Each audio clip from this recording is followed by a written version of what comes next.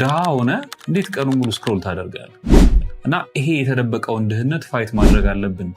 ትልቁና አደገኛው ነገር መጠንቀቅ ያለባችሁ ባዶ ኪስ አይደለም። በጣም ብዙ ሰው የሚፈራው ባዶ ኪስ መሆን ነው። ባዶ ኪስ ሳይሆን ባዶ ነጋችሁ ምንም ትርጉም የሌለው ባዶ ምናምን የሚሆንባችሁ ከሆነ ኢትስ ኦኬ። ዛሬ ባዶ ኪስን ብትሆኑ ችግር የለውም። ነጋችሁ ግን የሆነ ነገር ሊኖረው ይገባል። ነጋችሁ ባዶ ሆኖ ዛሬ ኪሳችሁ ላይ ብር እንኳ ካላችሁ አደጋ ውስጥ ናችሁ ማለት ነው። አሁን ሁላችንም እድሜ ልክ ስንዋሽ ወይም ደግሞ ራሳችንን ስንዋሽ የኖርነውን ትልቁን ውሸት እነግራችኋለሁ። እሱም ምንድነው? ጠንክረ ስራ የሚለው። እንደምታውቁት በጣም ብዙ ሰው ሃርድ ወርከር ነው ማለት ወጥሮ ነው የሚሰራው። አሁን በተለይ በዚህ ጊዜ ማለት ነው። አብዛኞቻችሁ በድህነት ውስጥ ያላችሁት ሳትማሩ ቀርታችሁ አይደለም። እንደምታውቁት በጣም ብዙ ሰው ሃርድ ወርከር ነው ማለት ወጥሮ ነው የሚሰራው። አሁን በተለይ በዚህ ጊዜ ማለት ነው። አብዛኞቻችሁ በድህነት ውስጥ ያላችሁት ሳትማሩ ቀርታችሁ አይደለም። ምናልባት ብዙዎቻችሁ ከማንም የተሻለ ዲግሪ ወይ ትልልቅ እስከ ፒኤችዲ ድረስ ሄዳችሁ ልትሆኑ ትችላላችሁ። ወይ እንደው የመጀመሪያ ዲግሪያችሁን ይዛችኋል፣ በትንሹ አትሊስት ፊደል ቆጥራችኋል። እና ለምንድነው ድሃ የሆን ነው ታዲያ? አብዛኞቻችሁ አሁን ድሃ የሆናችሁ ሰዎች ምናልባት ሌዚም ላትሆኑ ትችላላችሁ። ሌዚነት ነው ድህነት ድሃ እንድንሆን ያደረገን እንዳይባል ማለት ነው። ሌዚም ካልሆንን ከተማርን ሃርድ ወርኪንግ ከሆንን ታዲያ ለምንድን ነው ሀብታም መሆን ያልቻልነው? ይሄ ሁላችንም ሊያንገበግበን የሚገባ ጥያቄ ነው አይደለ? እውነቱን ለመናገር ጠንክሮ መስራት፣ በደንብ መልፋት ብቻውን ሀብታም የሚያደርግ ቢሆን ኖሮ በጣም ብዙ ሰዎች ሀብታም የሆኑ ነበር። ለምሳሌ ገበሬዎች በጣም ትልልቅ ሀብታሞች የሆኑ ነበር። ምክንያቱም ከገበሬ በላይ የሚለፋ ሰው አለ ብላችሁ ነው? በጣም ነው የሚሰሩት፣ ግን እስካሁን ሀብታም አይደሉም። በተለይ እኛ ሀገር ወይ ደግሞ ኮንስትራክሽን ሰራተኞች፣ አርማታ ምናምን የሚያቦኩት ሰዎች ምናልባት የዚህ ሰዓት ትልልቅ ፎቅ ይኖራቸው ነበረ። ልጆቻቸው ብቻቸውን የሚያሳድጉ ሲንግል ማሞች እስካሁን በጣም ሱፐር ሪች ሚሊዮነር ቢሊዮነር የሆኑ ነበር። ስለዚህ ብቻውን መልፋት ብቻውን ሀብታም የማያደርግ ከሆነ እስከዛሬ ይዘነው የመጣነው ነገር ትክክል ላይሆን ይችላል። አእምሯችን ውስጥ የቀረጽነው እውነት ብለን የያዝነው ነገር እውነት ላይሆን ይችላል። እሱን ጥያቄ ውስጥ ማስገባት መቻል አለብን። ችግር የለውም ከለፋ ከሰራህ ምናምን አንድ ቀን ያልፍልሃል ተብለን ሊሆን ይችላል የመጣ ነው። ምናልባት እሱ እውነት ላይሆን ይችላል። እሱን ድጋሚ ኮስችን ማድረግ መቻል አለብን። በልጅነታችሁ ትንሽ በቃ ታግሰ ስራ፣ በደንብ ልፋ፣ ተማር፣ እንደዚህ አርግ እና ነገ ጥሩ ይሆናል፣ ሁሉም ነገር ይስተካከላል ተብላችኋል አይደለ? መቼ ነው የሚስተካከለው? ይሄን የነገራችሁ ሰው የለም። ለማን ነው የሚስተካከለው? ራሱ በስንት ጊዜ ስንት ዓመት ይፈጃል ይሄ እንዲስተካከል? ገንዘብ እስኪኖራችሁ ሀብታም እስክትሆኑ ድረስ ምን ያህል ጊዜ ይፈጃል? ምን ያህል ልፋት ይጠይቃል? ምን ያህል ኤነርጂያችሁን ይጠይቃል? ይሄ የነገራችሁ ሰው የለም። አክቹዋሊ ያልፍላችኋል፣ እሱን ራሱ አታውቁ። እና በልጅነታችን የተነገሩን ነገሮች እውነት ሳይሆኑ ቀርተው አሁን ያለንበት የድህነት ደረጃ ላይ ራሳችንን ስናገኘው አንኮንፈርተብል የሚያደርግ ነገር ነው። በእርግጥም ነገሩ አንኮንፈርተብል የሚያደርግም ባይሆን እንኳ ለምሳሌ በዚህ ሰዓት በድህነት ውስጥ ተመቻችታችሁ እንኳን እየኖራችሁ ከሆነ ትንሽ ጥያቄ እንድታነሱ ፈልጋለሁ። አንኮንፈርተብል እንድትሆኑ ፈልጋለሁ። ማለት ኑሮ ራሱ ኮንፈርተብል አያደርጋችሁም። እውነቱን ለመናገር እንጀራ ሳንበላ እያደርን የምንፈልጋቸው ነገሮች ማድረግ ሳንችል እጃችን ላይ ገንዘብ ሳይኖረን በተለይ ፋይናንሻሊ ፍሪ ሳንሆን አቅም ሳይኖረን እየኖርን ኮንፈርተብል ልንሆን አንችልም። እሱን እንኳን አልፋችሁ ኮንፈርተብል የመሆን እድል የገጠማችሁ ሰዎች ካላችሁ ዚስ ኢዝ ዩር ታይም። አሁን መንቃት መቻል አለባችሁ። ምክንያቱም እስከዛሬ ሲነገረን የመጣነው ነገር በሙሉ ልክ ላይሆን የሚችልበት አጋጣሚ አለ። ይሄ ሁላ ሰው በጣም እየለፋ ነው እየሰራ ነው፣ ግን የተሳካላቸው ሰዎች በጣም ጥቂት ናቸው። ስለዚህ ሃርድ ወርክ ይሄ በጣም ለፍቶ መስራት ብቻውን ሰክሰስፉል እንደማያደርጋችሁ እስካሁን ካወራ ነው ውስጥ አንደርስታንድ ያደረጋችሁ ይመስለኛል። እንግዲህ ይሄንን ስላችሁ መስራት፣ መልፋት፣ ጠንክሮ ራስን ለመለወጥ መሞከር ጥቅም የለውም እያልኳችሁ አይደለም።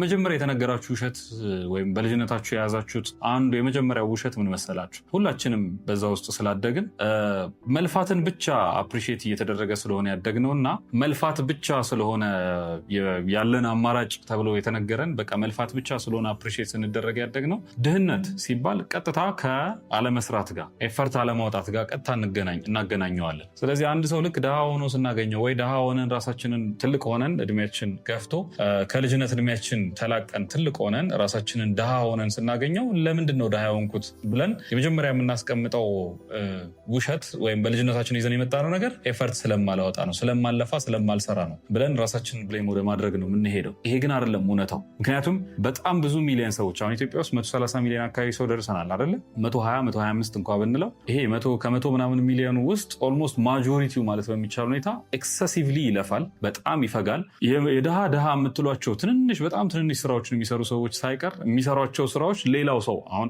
ቢሮ ውስጥ ከሚሰራው ሰው የተሻለ ይለፋሉ። ፊዚካሊ በጣም ከባባድ የሌበር ስራዎች ሸክም የሚሸከሙ ሰዎች አሉ። ኮንስትራክሽን ስራ ውስጥ የሚሰሩ በጣም አርማታ ማቡካት ምናምን ቀላል አይደለም። ትልልቅ ስራ የሚሰሩ ሰዎች አሉ። በጣም ኤነርጂና ጉልበት የሚጠይቅ ነገሮች ውስጥ ኢንቮልቭድ የሆኑ ሰዎች አሉ። እነዚህ ሰዎች በሙሉ ሀብታም ናቸው ግን አንልም። እና የነዚህ ሰዎች የድህነት ምንጭ አለመልፋት ነው የምንል ከሆነ እየለፉ ነው። ከእናንተ በላይ እየለፉ ነው። ከኔ በላይ እየለፉ ነው። ሀብታም ከሆኑት ሰዎች ደግሞ እጅግ በጣም ከነሱ በላይ እየለፉ ነው። ስለዚህ ምንድነው ድሃ ያደረገን ብለን መጠየቅ መቻል አለብን። በነገራችን ላይ ይሄ ባለመልፋቴ ምክንያት ነው ድሃ የሆንኩት የምትለዋ አስተሳሰብ ማህበረሰብ ውስጥ ለብዙ ሰዎች ኮንፈርት ይሰጣል።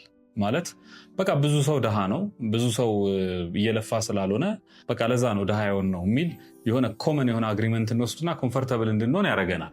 አንዳንዴ እንደውም ወደ ምን ይሄዳል፣ እንደውም አለፋውም እንደዚህ ነው ስላለፋው ነው ምናምን ከሚል ያልፍና እጣ ፈንታዬ ነው ደግሞ ወደ ማለትም ራሱ ይወስዳል። ብዙ ሰው በቃ እጣ ፈንታዬ ነው፣ እኔ እንደዚህ ነው በቃ የተወለድኩት እድለኛ ስላልሆንኩ ነው፣ ፕሪቪሌጅድ ስላልሆንኩ ነው፣ እንደዚህ አይነት እድሎች ስላላገኘሁ ነው ድሃ የሆንኩት ብሎ ራሱ ላይም ኮንክሉድ እንዲያደርግ ያደርገዋል። እና በእጣ ፋንታ ግን ድሃ የሆነ ሰው የለም። ስለዚህ ድህነት ምንድን ነው? አሁን ድህነትን ማብራራት መቻል አለብን። የልፋት አለመኖር አይደለም ብለናል። ድህነት እጣ ፋንታ አይደለም ድህነት ብለናል። ድህነት ምንድን ነው? የመዝገበ ቃላቱን ፍቺ እናንተም ገብታችሁ ለማየት ሞክሩ። ድህነትን ቀጥታ የሚያገናኘው ከገንዘብ አለመኖር፣ ከልብስ መኖሪያ፣ እነዚህ መጠለያ ምናምን የምንላቸው ነገሮች ከነዚህ አለመኖር ጋር ነው የሚያገናኘው። ድህነት እኔ የምረዳው ኦፕሽን ማጣት ብዬ ነው የምንረዳው። ማለት የሆን ነገር ማድረግ ፈልጋችሁ እሱን ማድረግ አለመቻል የለም። ድህነት አማራጭ ማጣት ነው። ፍሪደም ከሌለው ድሃ ነው አንድ ሰው። ትልቁና አደገኛው ነገር መጠንቀቅ ያለባችሁ ባዶ ኪስ አይደለም። በጣም ብዙ ሰው የሚፈራው ባዶ ኪስ መሆን ነው። ባዶ ኪስ ሳይሆን ባዶ ነጋችሁ ምንም ትርጉም የሌለው ባዶ ምናምን የሚሆንባችሁ ከሆነ ኦኬ፣ ዛሬ ባዶ ኪስን ብትሆኑ ችግር የለውም። ነጋችሁ ግን የሆነ ነገር ሊኖረው ይገባል። ነጋችሁ ባዶ ሆኖ ዛሬ ኪሳችሁ ላይ ብር እንኳ ካላችሁ አደጋ ውስጥ ናችሁ ማለት ነው። አሁን ሁላችንም እድሜ ልክ ስንዋሽ ወይም ደግሞ ራሳችንን ስንዋሽ የኖርነውን ትልቁን ውሸት እነግራችኋለሁ። እሱም ምንድነው? ጠንክረ ስራ የሚለውን ከልጅነታችሁ ቤተሰብ እንደዚህ ብሎ ነው የነገራችሁ። ትምህርት ቤት ጠንክሮ ስለመስራት ነው የተማራችሁት። ሶሳይቲው ያስተማራችሁ ጠንክሮ ስለመስራት ነው። አሁንም ለራሳችሁ የምትናገሩት ኢቭን በእንደዚህ አይነት ድህነት ውስጥ እንኳን እየኖራችሁ ጠንክረ ብቻ ስራ ሌላው ይቀየራል ብላችሁ ነው የምትነግሩት። እና ሃርድ ወርክ ብቻውን ይበቃል ተብሎ ነው የተነገረ። ግን እንደማይሰራ ማየት ትችላላችሁ። ምክንያቱም አሁን ያለንበት ሲስተም፣ አሁን ያለንበት ዓለም ለሃርድ ወርከሮች አይደለም የሚከፍለው ገንዘብ፣ በጣም ለሚለፉ ሰዎች አይደለም የሚከፈለው። ልብ ካላችሁ ለማን ነው ገንዘብ የሚከፈለው በደንብ ብላችሁ ከጠየቃችሁኝ ቫሊዩ አድ ለሚያደርጉ ሰዎች ነው። ገንዘብ የሚከፈለው ቫሊዩ አድ ለሚያደርጉ ሰዎች ነው እንጂ በጣም እየለፉ ለሚሰሩ ሰዎች አይደለም። ምን ቫሊዩ አድ ታደርጋላችሁ ነው?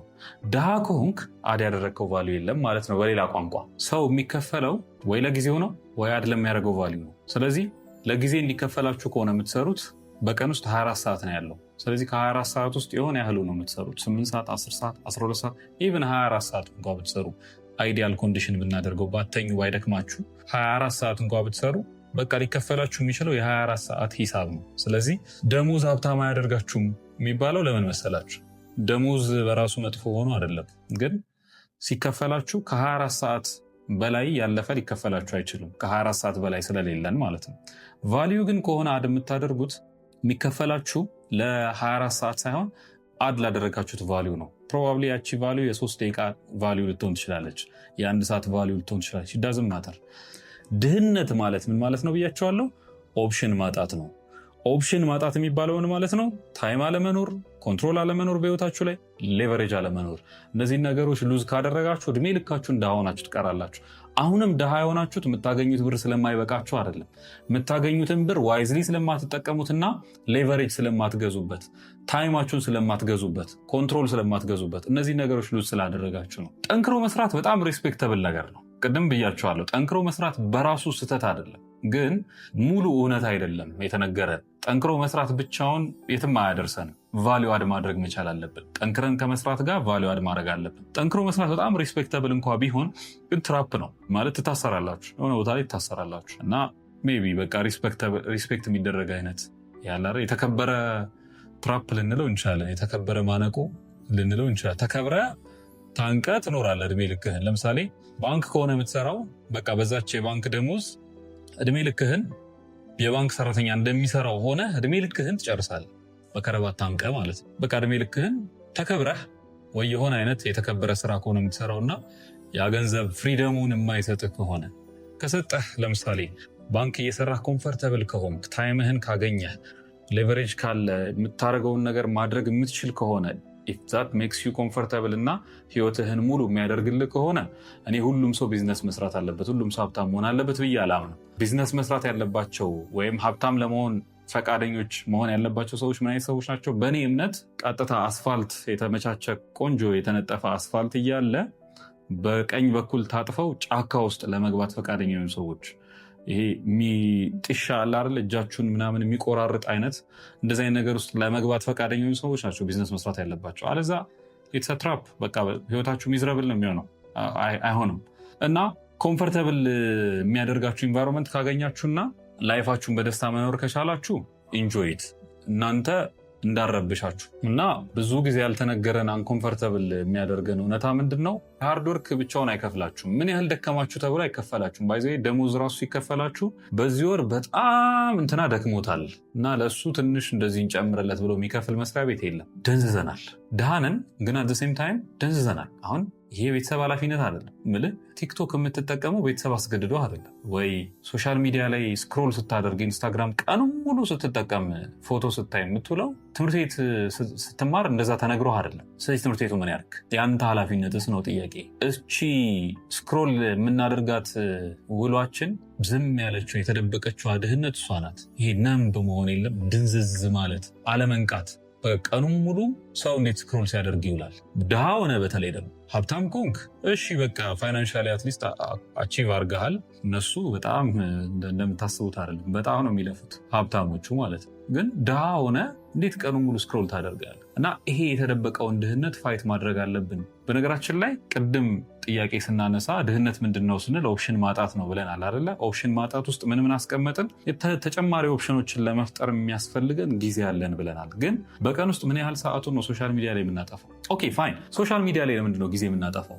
እሱን ጥያቄ ልጠይቃችሁ። ሶሻል ሚዲያ ላይ ጊዜ የምናጠፋበት ሪዝኑ ከሪያሊቲው ጋር መጋፈጥ ስለማንፈልግ ነው። በተለይ ስራ ስንሰራና ትንሽ ዲፕረስድ ስንሆን ማምለጫ እንፈልጋለን። በተለይ ላይፍ አንኮንፈርተብል መሆን ሲጀምር፣ ደሞዝ አልበቃ ማለት ሲጀምር፣ የሆነ የሚያስጨንቀን ነገር ሲመጣ ወዴት ነው የምንሄደው? ቶሎ ብለን ወደ ስልካችን አይደለም። መጥፎ አይደለም ባይዘ ስልክ መጥፎ አይደለም፣ ኔትፍሊክስ መጥፎ አይደለም። እኛ ሀገርማ ኔትፍሊክስ ያለውም ሰው በጣም ትንሽ ነው።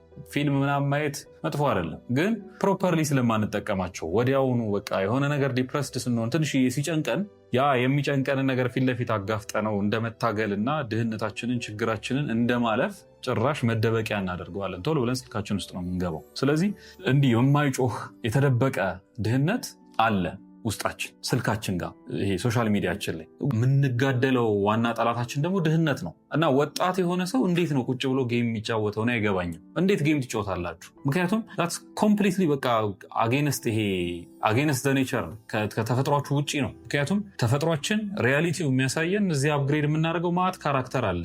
እኛ የሆኑ አይነት ጌም ላይ ያሉ ካራክተሮችን አፕግሬድ እያደረግን እንውላለን። ቀኑን ሙሉ የመኪና አይነት ስንቀይር እንውላለን። አክቹዋሊ እኮ መኪና መግዛት አለብህ በላይፍ፣ ወይ ደግሞ የታክሲ አፎርድ ማድረግ መቻል አለብህ። ከዛ እዛ ጋር የሆነ የመኪና ጌም እንትን የጎማውን ምናምን አፕግሬድ ታደርጋለህ። እዛ ጋር መሪውን፣ ሰውየው የሚነዳበትን ጓንት ምናምን ትቀይራለህ። እና ፖቨርቲው ድህነቱ በጣም ስውር በሆነ መንገድ ተደብቆ እጃችን ውስጥ ነው ያለው። ሌዚነታችን ውስጥ፣ ለመልፋት ዝግጁ አለመሆናችን ውስጥ። ለዚህ ነው ድሃ የሆን ነው። እና ኮምፈርተብል ላይሆን ይችላል፣ ግን ሪያሊቲው ይሄ በቃ ድሃ የሆንከው ለዚህ ነው፣ ስለማትሰራ። ሃርድ ወርከር ብቻ መሆን አያድናችሁም ብያችኋለሁ። ኢቭን ሃርድ ወርከርስ ነን ወይ የሚለውን ጥያቄ ውስጥ ማስገባት አለብን። ስለዚህ ድህነት ነው ዋናው ጠላታችን።